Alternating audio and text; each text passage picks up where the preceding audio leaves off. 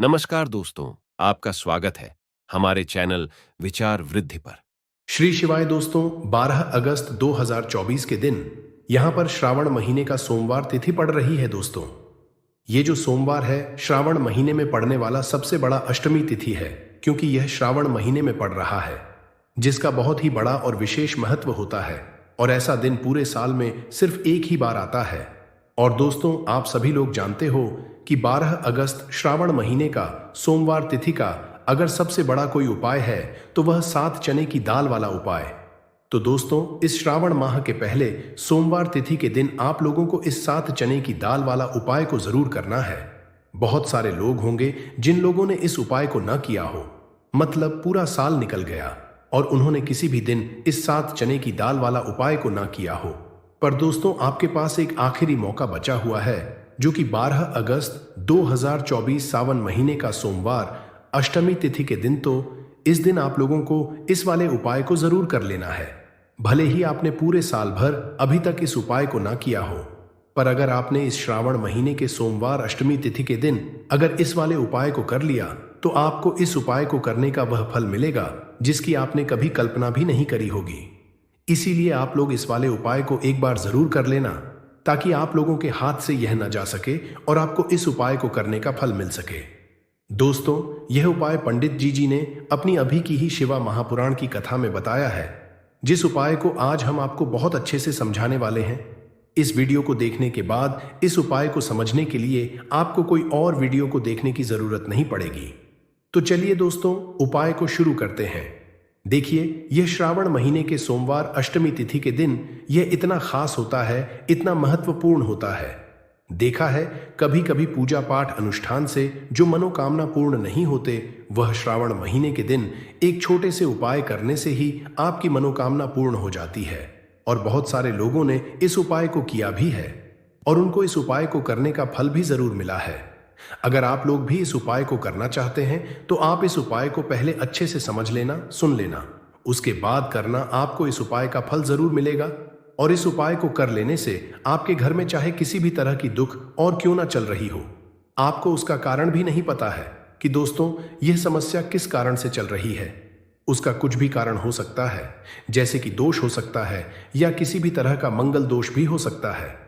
तो इस दिन आप लोगों को 7 चने की दाल वाला उपाय कर लेना है। यह एक ऐसा उपाय है जिस उपाय को अगर किसी विशेष दिन पर किया जाए तो दोस्तों उस विशेष दिन का जो है वह तो हमें मिलता ही मिलता है, पर हमने उस दिन पर इस उपाय को किया है तो हमें उस भी बड़ा फल मिलता है और फल बहुत जल्दी मिलता है, क्योंकि आप इस उपाय को बहुत ही बड़े और विशेष दिन पर कर रहे हो। तो चलिए अब उपाय के बारे में बात करते हैं, लेकिन उससे पहले आप लोगों को यह जानना आवश्यक है कि आखिर यह उपाय किस समय करना है, किसको करना है और कैसे करना है। तो चलिए हम आगे आपको वीडियो में एक एक करके बता देते हैं। लेकिन उससे पहले अगर आप लोग हमारे चैनल पर नए हैं तो हमारे चैनल को सब्सक्राइब कर लेना और इस वीडियो को लाइक करके कमेंट बॉक्स में श्री शिवाय नमस्तु भयम AUM नमः शिवाय जरूर टाइप कर देना। तो दोस्तों, इस 7 चने की दाल वाला उपाय को हमें इस सोमवार अष्टमी तिथि के दिन कैसे करना है, किसको करना है, किस समय करना है और कहां पर करना है, ये सारे सवालों के जवाब आपको इस वीडियो में मिल जाएंगे। और जो ये वीडियो देखिएगा दोस्तों, उसको 7 चने की दाल वाला उपाय जरूर करना चाहिए, क्योंकि इस दिन 7 चने की दाल का भी बहुत ही बड़ा और विशेष महत्व होता है। और जब बात आ जाए 7 चने की दाल वाला उपाय की, तो यह सोने पे सुहागा वाली बात हो जाती है और यह एक बहुत ही बड़ा उपाय हो जाता है इस श्रावण सोमवार अष्टमी तिथि का। तो अब दोस्तों, इस 7 चने की दाल वाला उपाय को आखिर करना किसको है, सबसे पहले हम लोग वह बात जान लेते हैं। तो देखो, घर की जो बड़ी माताएं बहनें होती हैं, उन माताओं बहनों में से कोई भी एक बड़ी माता बहन इस वाले उपाय को कर सकती है। और दोस्तों, अगर आप चाहे तो अपने घर में से सभी सदस्यों को इस उपाय को करवा सकते हैं। अगर किसी व्यक्ति की खुद की कोई मनोकामना है, खुद की कोई दुख और परेशानी है जो कि वह अपने लिए ही करना चाहता है, इस वाले उपाय को तो वह खुद अपने लिए भी कर सकता है। बाकी अगर कोई घर में से ऐसा है जो कि अपने पूरे घर परिवार की सुख और शांति के लिए यह वाला उपाय करना चाहता है, तो दोस्तों वह भी कर सकता है। उसमें भी कोई दिक्कत वाली बात नहीं है। कहने का मतलब यह है कि इस उपाय को हर एक सदस्य भी कर सकता है और पूरे घर परिवार के सदस्य के लिए घर की बड़ी माता बहनों में से कोई एक माता बहन भी कर सकती है। माताएं बहनें अगर घर में उपस्थित ना हो या वह यह वाला उपाय ना कर पा रही हो तो फिर घर का कोई बड़ा सदस्य भी इस 7 चने की दाल वाला उपाय को कर सकता है, चाहे फिर वह पुरुष ही क्यों ना हो, उसमें कोई भी दिक्कत वाली बात नहीं है। 7 चने की दाल वाला उपाय को आखिर इस उपाय को हमें किस समय करना है? सुबह के समय करना है कि शाम के समय करना है? तो देखो वाले उपाय को आप लोग सुबह के समय भी कर सकते हो और शाम के समय प्रदोष काल में भी कर सकते हो। अब अगर आप पूछो कि दोस्तों सबसे उत्तम समय कौन सा रहेगा इस 7 चने की दाल वाला उपाय को करने का, तो हम आपसे बस यही कहेंगे कि इस उपाय को आप सुबह के समय करेंगे तो ज्यादा बेहतर होगा। बाकी अगर प्रदोष काल शाम के समय भी करेंगे तो भी अच्छा होगा, उसमें कोई भी दिक्कत वाली बात नहीं है। तो अब दोस्तों जो अगली सबसे बड़ी और महत्वपूर्ण आती है वह यह आती है कि सुबह अगर हम उपाय को करेंगे तो हमें कितने बजे से लेकर कितने बजे तक के बीच में करना है, और शाम के समय प्रदोष काल में करेंगे तो हमें कितने बजे से लेकर कितने बजे के बीच में करना है। तो देखो सुबह जितनी जल्दी हो सके आप उपाय को करने की कोशिश करना।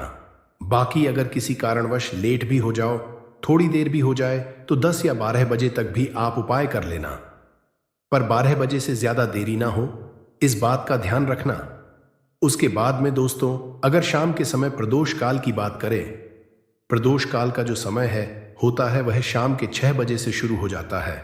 मतलब शाम के 6 बजे से लेकर 7 बजे के बीच का जो समय होता है यह समय प्रदोष काल का समय होता है।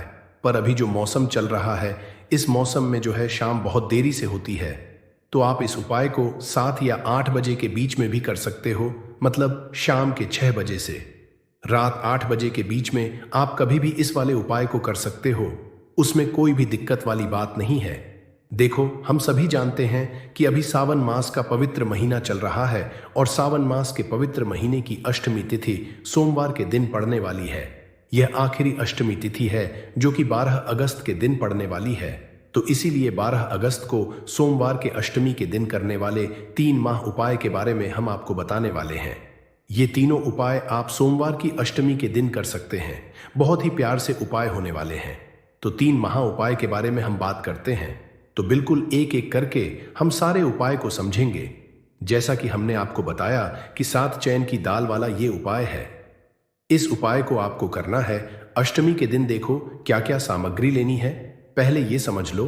7 चैन की दाल, चना की दाल खंडित नहीं, हनी चाहिए। और शनि की चैन की दाल व्यक्ति भगवान शिवा के ऊपर सोमवार अष्टमी तिथि के दिन अर्पित करता है तो वो स्वर्ण ही भगवान शिवा को अर्पित करता है। अगर वो स्वर्ण भगवान शिवा के ऊपर अर्पित नहीं कर सकता, नहीं की दाल अगर अर्पित करते हैं तो आपके जीवन का भाग्य जो है वो उदय हो जाता है। यानी कि पूज्य गुरुदेव ने बिल्कुल से कहा है कि अगर आप चैन की दाल अर्पित करते तो आपके भाग्य का उदय होता है, किस्मत चमकते जाती है। तो देखो क्या करना है, बहुत ध्यान से समझना। तांबे के पत्र के अंदर जल लेना है, साथ में एक स्टील की कटोरी के अंदर थोड़ा सा जालना, थोड़ा सा गुड़ डाल देना, गुड़ डालना है, गुड़ वाला पानी बना लेना है। साथ में लेना है आपको 7 चैन की दाल। ये तीनों चीज लेकर के आपको जाना है भगवान शिवा के मंदिर में। देखो सोमवार अष्टमी तिथि के दिन सुबह से लेकर के शाम तक जब आपकी इच्छा हो तब आप भी उपाय कर सकते हैं। अब आपको क्या करना है, सबसे पहले क्या करेंगे, जो चैन की दाल है, चैन की दाल को आप गुड़ वाला जो जल उसके अंदर आपको दाल देनी है। साथ ही चैन की दाल ले रहे हैं या 3 चैन की दाल भी ले रहे हैं ना, तो आपको गुड़ वाले जल के अंदर दाल देनी है। थोड़ा सा ही गुड़ वाला जल देना, और जब गुड़ वाले जल के अंदर आप डालोगे ना तब आपको बृहस्पतिवार महादेव का स्मरण करना है। देखो बृहस्पति ईश्वर महादेव का नाम लेते हो तो गुरु ग्रह मजबूत होता है, और गुरु ग्रह मजबूत होता तो आपको आपके भाग्य का साथ मिलता है। यानी कि जो भी आपको भी कम कर रहे हो ना तो उसमें आपको सफलता मिलती है। क्या करना है, चैन की दाल डाल दी। अब आपको क्या करना है, तांबे का जो पत्र है, अब आपको क्या करना है, ये जो चैन की दाल है और गुड़ में से जल्द जो है जिसमें आपने डाली है, ये चैन की दाल और गुड़ में जल भगवान शिवा के शिवलिंग पर आपको अर्पित कर देना है श्री शिवाय नमस्ते भीम का जप करते हुए। देखो जो भी व्यक्ति आज के दिन सोमवार अष्टमी तिथि के दिन भगवान शिवा के ऊपर चैन की दाल अर्पित करता है तो उसकी किस्मत जो है चमकते घर जाती है। देखो, जो भी आप व्यापार कर रहे हैं आज, ऐसे कि आप कपड़े का व्यापार कर रहे हैं या सोनी चांदी का व्यापार कर रहे हैं या किसी भी चीज का व्यापार कर रहे हैं, आपको आपके व्यापार का स्मरण करना है और उसके बाद श्री शिवाय नमस्कार व्यायाम का जप करते हुए आपको अर्पित करना है। देखो, व्यापार का स्मरण करना कि ये मेरा व्यापार है, महादेव आपकी कृपा से मेरा जो व्यापार है अच्छे से चलने जाए, ऐसी आपको कामना करते हुए आज के दिन आपको चैन की दाल अर्पित करनी है। इस तरह से ये उपाय करना है। जो एक लोटा जल लेकर के आए हो ना, वो देखो उसमें क्या करना है। आपको सबसे पहले गणेश जी वाले स्थान पर, फिर कार्तिकेया जी स्थान पर, फिर माता अशोक सुंदरी वाले स्थान पर, फिर पार्वती माता के हस्त कमल में, फिर भगवान शिवा के शिवलिंग के ऊपर आपको अर्पित कर देना है। बस इतना सा उपाय करना है। आपका जो भी व्यापार बैंड भी हो गया होगा या बैंड होने के कागर पर भी होगा, तो ये उपाय एक बार करके देखिए, निश्चित ही आपको फायदा जरूर मिलेगा। आपकी जीवन के सारी कठिनाई है जो है वो महादेव देव जरूर जरूर करेंगे। तो ये हो गया पहले उपाय। देखिए, अब हम बात करते हैं दूसरों की। आपके जीवन में, आपके घर में कोई भी परेशानियां हैं, कोई भी तकलीफ है, वो महादेव स्वयं ही इसे दूर कर देंगे। बहुत ही प्यार सा उपाय है। सोमवार अष्टमी तिथि के दिन करना है। आपको लेना है पीला चंदन, थोड़ा सा कटोरी के अंदर पीला चंदन लेना है, साथ में तांबे के पत्र के अंदर जल लेना है। देखो, बहुत ही प्यार सा उपाय है। अब आपको क्या करना है, महादेव के मंदिर में जाना है और उसके बाद देखो, ये आपको 7 वाला ये उपाय है। 7 बिंदी वाला आपके घर की सारी परेशानियों को दूर करने वाला है। ये मैं आपको सोमवार अष्टमी तिथि के दिन शाम के समय, प्रदोष कल के समय करना है। देखो, प्रदुष्कर का समय तो आपको सबको मालूम। देखो, पूज्य गुरुदेव हमेशा कहते हैं कि प्रदोष कल का जो समय होता है वो सूर्यास्त के 45 मिनट पूर्व शुरू हो जाता है और सूर्यास्त के 45 मिनट बाद तक राहत है। अब देखो, 7 बिंदी वाला ये उपाय है को क्या करना है। आपके सीधे हाथ की चिट्ठी उंगली के पास वाली उंगली है जिसे अनामिका उंगली कहते हैं, अनामिका उंगली का ही उपयोग आपको करना है। देखो क्या करना है। सबसे पहले आपको गणेश जी वाले स्थान पर एक बिंदी लगानी है, फिर उसके बाद वापस से चंदन के अंदर आपकी उंगली जानी चाहिए, फिर और कार्तिक जी वाले स्थान पर अर्पित करना, फिर चंदन की कटोरी के अंदर उंगली जानी चाहिए, फिर माता शुभ सुंदर वाले स्थान पर अर्पित करना। देखो, कई लोग क्या है कि गणेश जी पर लगा दी, कार्तिकेया जी पर लगा दी, फिर अशोक सुंदरी पर लगा दी, यानी कि बार बार डुबोते नहीं है उंगली। तो ऐसा नहीं करना है। आपको समझ में आई आपको बात, आपको बार बार डुबोकना है। उंगली आपको गणेश जी वाले स्थान रिपीट कर दी, कार्तिक जी वाले स्थान पर कर दी, तीसरी जो है माता अशोक सुंदरी वाले स्थान पर अर्पित कर दी। देखिए, चौथी जो है वो पार्वती माता के हस्त कमल के वहां पर करनी है। पांचवी जो है वो आपको जलधारी के बिल्कुल में आपको अर्पित करना है। फिर उसके बाद भगवान शिवा के शिवलिंग के पीछे तरफ आपको ये कोनी में अर्पित करनी है, जो जैसे जलधारी की कोनी में अर्पित करिए, इसका विपरीत जो शिवलिंग के पीछे ये रहा वहीं पर कोनी पर अर्पित करनी है। लेकिन तुम्हें एक टिक्की जो है भगवान शिवा के शिवलिंग पर आपको अर्पित करना है। श्री शिवाय नमस्ते डीएम का जप करते हुए आपकी जीवन की जो भी परेशानियां हैं, घर के जो भी क्लेश है, वह सब दूर हो जाए, ऐसी कामना करते हुए आपको कुटिके लगा देनी है। और अंत में एक लोटा जल जो आप लेकर के आए हैं वो भगवान शिवा के शिवलिंग पर श्री शिवाय नमस्ते एयूएम का जप करते हुए आप अर्पित कर सकते हैं। तो बहुत ही प्यार सा उपाय था। देखो, 7 बिंदी वाला ये उपाय था। तो इस तरह से आपकी उपाय कर सकते हैं और आपके जीवन की सारी परेशानियां घर के सारे के लिए जो है वो दूर हो जाएंगे। घर में खुशी आएगी और आपके भाग्य का उदय होगा। हमने 2 उपाय के बारे में बात कर ली। अब हम बात करते हैं तीसरी उपाय की। इस उपाय के लिए आपको मंत्र एक बेलपात्र लेना है। बेलपत्र ले लिया, साथ में लेना है आपको पीला चंदन और उसके साथ में लेना है तांबे के पत्र के अंदर जल। ये तीनों चीज लेकर के भगवान शिवा के मंदिर में आपको जाना है। आगे आपको बात समझ में, अब इस उपाय को समझना। ये जो बेलपत्र है, ये बेलपत्र आपकी जो भी इच्छा है वो बोल करके मां अशोक सुंदरी के स्थान पर आपको टच करना है, रखना नहीं है, टच करवाना है। टच कैसे कराओगे? डंडे का जो हिस्सा होगा वो की तरफ होगा और पेट का हिस्सा महादेव की तरफ होगा। टच करके वापस से उठा लेना और उसके बाद जो पीला चंदन लेकर के आए हो ना, पीली चंदन की एक टिकी आपको ये जो तीनों पत्तियों के बीच में जो दांडी, यहां पर आपको पीले चंदन की टिकी जो है आपको लगा देनी है। आपकी जो भी मनोकामना है वो बोलकर ये गई आपको बात समझ में। और उसके बाद ये जो बेलपत्र है महादेव के शिवलिंग के ऊपर अर्पित करना है। डंडे का हिसाब जलधारी की तरफ होना चाहिए। देखो, आपकी जो भी मनोकामना है, विशेष मनोकामना, वो आपको बोलना है इस सोमवार अष्टमी तिथि के। पर देखो, जब आप अशोक सुंदरी वाले स्थान पर रखोगे तब भी आपकी मनोकामना बोल करके उठाना। फिर उसके बाद भगवान शिवा के शिवलिंग पर आपको चंदन लगा करके अर्पित कर देना है। तब भी आपको जल जो है आपको इस बेलपत्र के ऊपर आपकी जो भी कामना है वो बोल करके श्री शिवाय नमस्तवाम का जप करते हुए ये अर्पित कर देना है। जो भी व्यक्ति सोमवार के अष्टमी तिथि पर पीला चंदन भगवान शिवा के शिवलिंग पर इस तरह से अर्पित करता है तो उसके भाग्य का उदय होने लगता है। तो ये उपाय भी आप कर सकते हैं। जैसे पितृदोष हो सकता है, काल सर्प दोष हो सकता है, या किसी भी तरह का मंगल दोष भी हो सकता है, और भी बहुत तरह के दोष होते हैं, कुछ भी हो सकता है। पर आपको इस उपाय को करने के लिए अपने दोष को पता लगाए भी जरूरत नहीं है। आपके घर में किस कारण से इतनी दुख और परेशानी आ रही है वह भी आपको पता लगाने की जरूरत नहीं है। बस सोमवार अष्टमी के दिन इस उपाय को कर लेना, क्योंकि इसी एकमात्र उपाय को करने से आपके पूरे घर परिवार में सुख और शांति हो जाएगी। आपके घर में अच्छे अच्छे काम होने लगेंगे। आपकी जो भी मनोकामना होगी वह भी धीरे धीरे करके पूर्ण होना शुरू हो जाएंगी। अब हम समझते हैं इस एक लाल और एक सफेद फूल वाले उपाय को आपको करना कैसे है, किसको करना है, किस समय करना है और कैसे करना है। देखो, उपाय बिल्कुल आसान है, बस समझने वाली बात है, ध्यान से समझिए।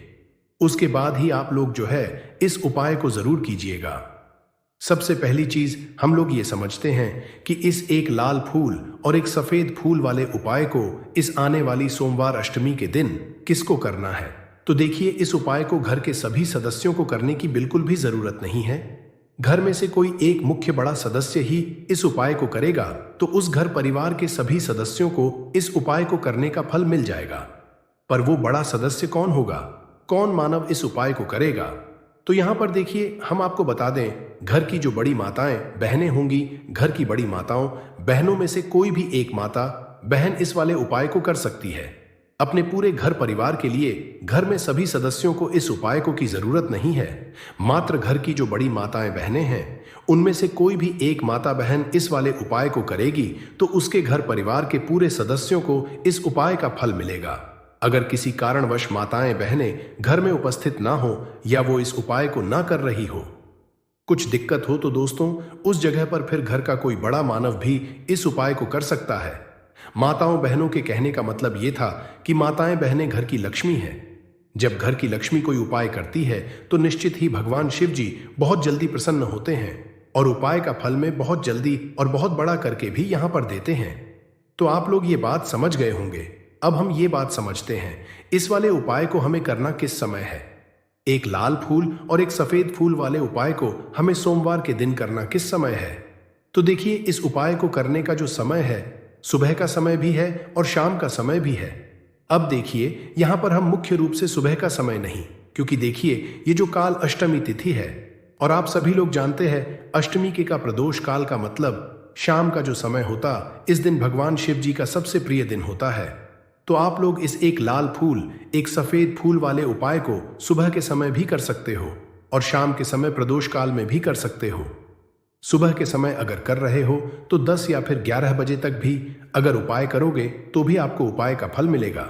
वही अगर शाम के कर रहे हो तो इस दिन जरूर शाम के समय का ध्यान रखना कि शाम के 6 बजे से लेकर 7 बजे के बीच में अगर आप इस उपाय को कर सकते हो तो बिल्कुल कर लेना, पूरी कोशिश करना।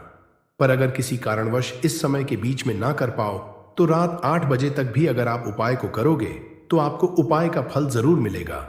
ये बात आपको समझ आ गई कि आप इस उपाय को सुबह और शाम दोनों समय कर सकते हो। मतलब करना आपको एक समय है, घर में से किसी एक ही बड़े मानव को करना है, पर एक ही बार इस उपाय को करना है, दोनों समय नहीं करना है। आपको जो समय अच्छा लगे आप उस समय पर इस वाले उपाय को कर सकते हैं। तो चलिए जानते हैं इन विशेष उपायों के बारे में। परंतु उससे पहले जो भी मेरे दोस्तों, मेरी प्यारी बहनें आज चैनल पर पहली बार आए हैं या मेरी आवाज आज पहली बार सुन रहे हैं, अगर आप भी महादेव के सच्चे भक्त हैं तो वीडियो को लाइक और चैनल सब्सक्राइब जरूर कर ले और कमेंट बॉक्स में लिखे हर हर महादेव, ओम नमः शिवाय। देखो, अब सबसे महत्वपूर्ण बात आती है कि इस उपाय को हमें करना किस लिए है। जैसा कि हमने अभी आपसे बोला कि इस उपाय को करने के बाद आपके जीवन में बहुत सारी खुशियां आएंगी, आपकी मनोकामनाएं पूर्ण होंगी, आपकी धन की समस्या दूर होगी, आपकी पैसों की समस्या दूर होगी। अब देखिए, अगर आप लोग सोच रहे हो कि दोस्तों हमें अपना घर करना है पर घर बनाने के लिए पैसा नहीं है, हमें गाड़ी लेना है पर गाड़ी लेने के लिए पैसा नहीं है, हमें जमीन लेना है पर जमीन लेने के लिए पैसों की कमी पड़ी, डीडीएच रही है, अगर ऐसी ही दिक्कत, परेशानी या किसी भी तरह की धन से जुड़ी हुई समस्या या पैसों से जुड़ी हुई समस्या अगर आपके जीवन में चल रही है, तो यह उपाय निश्चित ही आपके जीवन में बहुत सारे फल लाकर दे सकता है। इसीलिए अगर आपके घर में बहुत ज्यादा समस्या परेशानी चल रही है, धन से जुड़ी हुई, पैसों से जुड़ी हुई, धन की बहुत ज्यादा कमी आ रही है, पैसों की बिल्कुल आवक नहीं हो रही है, तो दोस्तों आप लोगों को इस वाले उपाय को जरूर करना चाहिए। घर में से किसी एक भी बड़े मानव को अब इस उपाय में करना क्या है, वो सबसे पहले हम लोग जान लेते हैं उपाय की सामग्री। हम लोग सबसे पहले जानते हैं कि इस उपाय में किस किस चीज की आवश्यकता पड़ने की। तो देखिए, उपाय का नाम तो एक फूल और एक सफेद फूल वाला उपाय है, पर इस उपाय में कुल मिलाकर 4 सामग्री हमें लगने वाली है, जो कि पंडित जी ने खुद सीहोर वाली कथा में बताया है। और जो हम आपको उपाय बताते हैं वो पंडित जी द्वारा बताए गए होते हैं, अलग से हम कुछ भी नहीं बताते हैं। तो यहां पर हम लोग समझते हैं कि इस उपाय की सामग्री क्या है। तो देखो, उपाय की जो सामग्री है वो 4 सामग्री है, जिसमें से सबसे पहली सामग्री है एक बेलपत्र। देखो बेलपत्र क्या है, बेलपत्र जो शिव की शिवलिंग पर चढ़ती है। दूसरी चीज है एक शमी पत्र, शमी पत्र वो जो शिवलिंग पर ही चढ़ता है। तीसरी चीज है दोस्तों एक लाल फूल, जो उपाय का नाम है। तो एक यहां पर आपको लाल फूल लेना है। अब ये लाल फूल कौन सा लेना है, देखो शिवलिंग के ऊपर जो लाल फूल चढ़ता हो उनमें से कोई भी एक लाल फूल पसंद कर लेना, और वो कहीं से तोड़कर या कहीं से खरीद कर लेकर आना, और उस लाल फूल को उपाय में उपाय कर लेना। उसके बाद में सफेद फूल का विशेष रूप से ध्यान रखना। जो सफेद फूल शिवलिंग पर चढ़ता हो, सिर्फ वही सफेद फूल लेकर आना, इसके अलावा कुछ मत लेकर आना। परंतु केतकी का मत लेना। तो एक एक मात्रा में ही आपको ये चारों सामग्री चाहिए, एक बेलपत्र, एक शमी पत्र, एक लाल फूल और एक सफेद फूल। ये चारों सामग्री आप लोग तैयार करके रख लें। प्रदोष काल में या सुबह के समय जब भी आप इस उपाय को कर रहे, जैसे ही आपके उपाय की सामग्री तैयार हो जाती है, तो क्या हम सीधा उपाय को करने के लिए इन चारों सामग्री को लेकर उपाय करने के लिए जा सकते हैं? नहीं, तो यहां पर आपको इस बात का ध्यान रखना है कि हम भगवान शिव जी को प्रसन्न करने के लिए तो जा रहे हैं, हम अपनी मनोकामना को पूर्ण करवाने के लिए तो जा रहे हैं, पर हमें यह दर्शाना बिल्कुल भी नहीं है कि हम सिर्फ अपने फायदे के लिए भगवान शिव जी के मंदिर में हैं।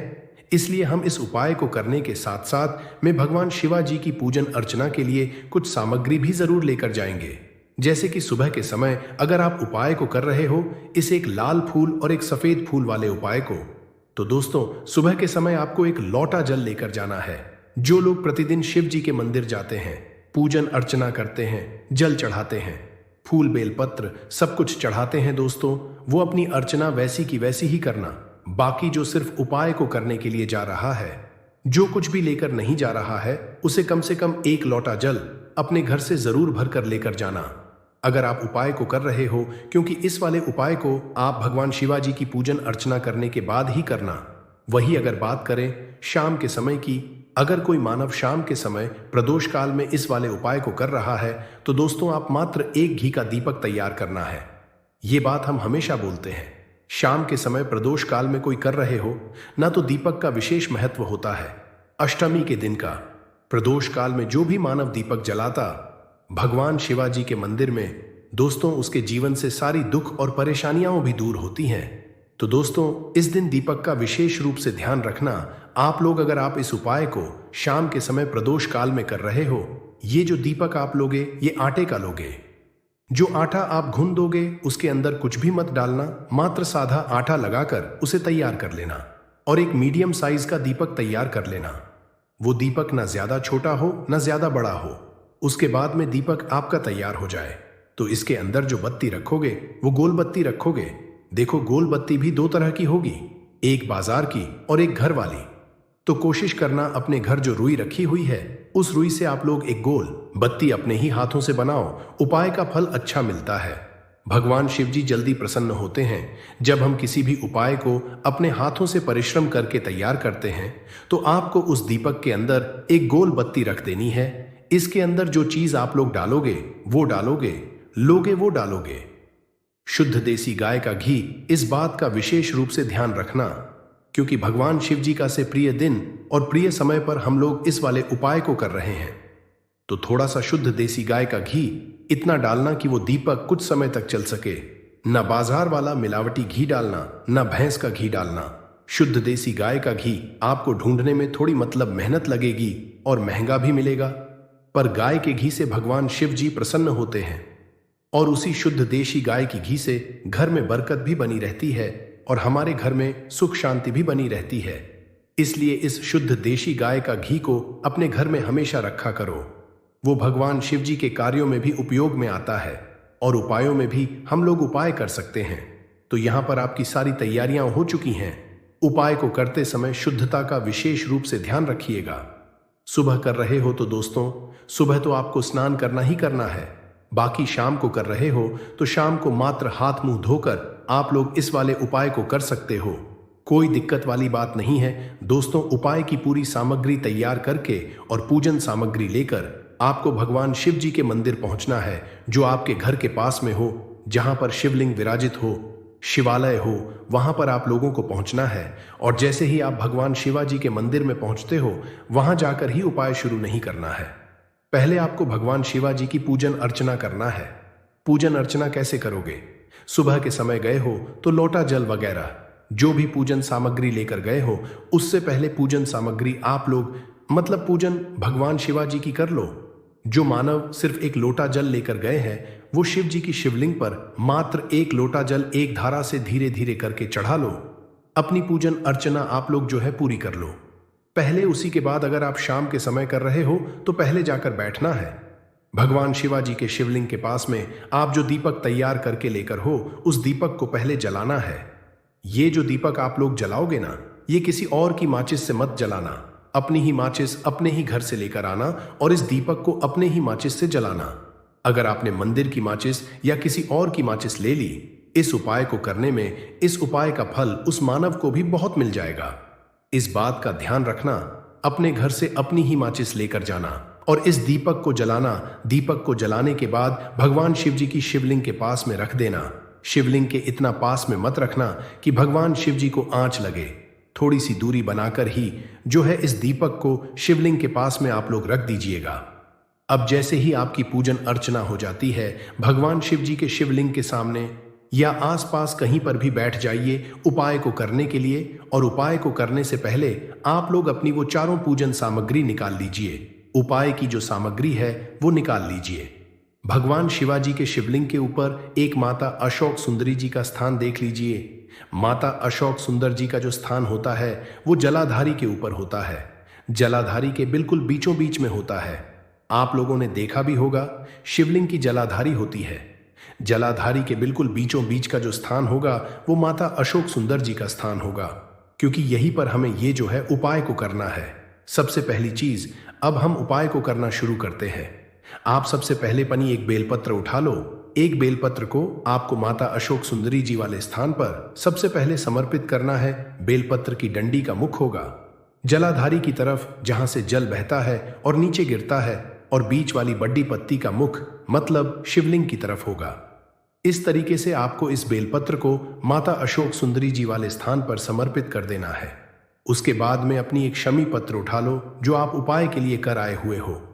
शमी पत्र को उठाकर शमी पत्र की भी जो डंडी का भाग होगा वो जलाधारी की तरफ करके, जहां से जल बहता है नीचे गिरता है, उस तरफ करके, और पत्ती वाला भाग शिवलिंग की तरफ करके इस शमी पत्र को भी उस बेल पत्र के ऊपर आपको समर्पित कर देना है। समर्पित करने के बाद अब आप ले लो अपना एक लाल फूल जो आप उपाय को करने के लिए लेकर आए हुए हो। इस लाल फूल का जो खिला हुआ भाग होगा, चाहे वो गुलाब का फूल हो, चाहे कोई सा फूल जो शिवलिंग पर चढ़ता हो, दोस्तों उस फूल का जो खिला हुआ भाग होगा वो शिवलिंग की तरफ होगा। बाकी जो पीछे का भाग होगा फूल का, वो जलाधारी की तरफ, जहां से जल बहता है नीचे गिरता है, उस तरफ होगा। और आखिरी में आपका जो एक सफेद फूल बचा हुआ है, इस सफेद फूल को भी आपको लेना है और सफेद फूल का जो खिला हुआ भाग होगा वो शिवलिंग की तरफ होगा। जहां पर शिवलिंग रखा हुआ है उस तरफ होगा और डंडी का जलाधारी के पीछे की तरफ हो जाएगा।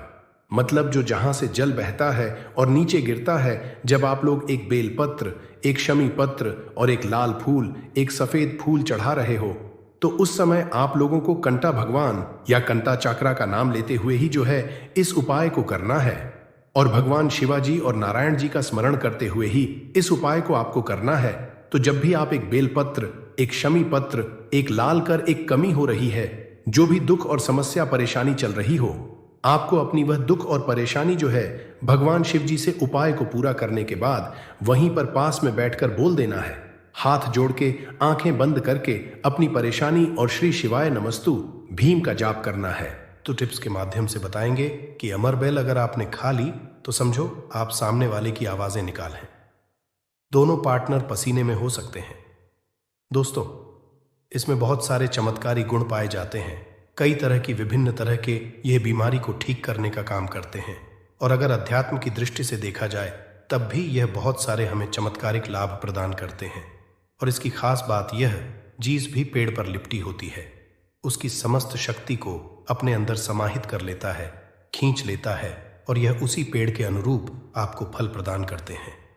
अमर बेल खेतों में बहुत आसानी से देखने को मिल जाते हैं। इसकी पतली पतली शाखाएं निकली होती हैं। वैसे अगर आप ग्रामीण इलाकों में हैं, ग्रामीण इलाकों से हमारी वीडियो को देख रहे हैं, तो इसके बारे में आप सभी दर्शकों को ज़रूर पता होगा। ये कहीं भी बहुत आसानी से आपको देखने को मिल जाती है। तो चलिए, आज मैं आप लोगों को वीडियो के क्रम में अमरबेल के बारे में ही कुछ विशेष रूप से जानकारी बताऊं।